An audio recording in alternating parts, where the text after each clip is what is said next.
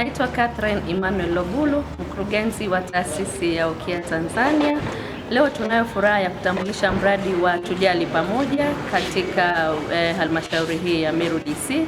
Tulikuwa tunafanya kazi pamoja na CDO wote wa kata zote za halmashauri hii. Katika event ya leo tumetambulisha mradi huu wa Tujali Pamoja ambao ni mradi unaomleta mtoto wa kike na mtoto wa kiume kupata elimu ya afya na makuzi. Elimu hii ni muhimu kwa watoto wetu wa primary na sekondari.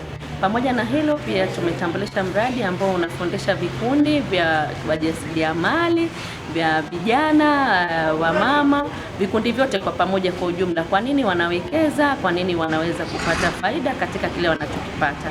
Mbali na hivyo pia tunawafundisha namna ya kutunza mikopo yao.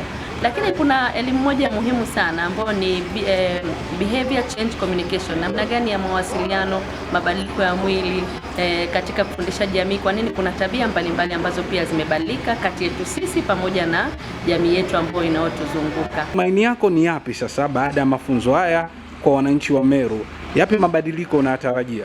Kwanza tunataka tuone jamii inayojitambua, inayojielewa, inawajibika katika kukifanya kile ambacho wanaona ni chema na katika lile ambalo tumelifundisha. Moja hapo katika elimu hii, kumradi kidogo nilisahau, ni elimu ya afya na makuzi, kwamba kwa nini mimi niwe na umuhimu wa kumzungumzia mtoto wangu ama kumwelimisha mtoto kuhusu mabadiliko ya mwili.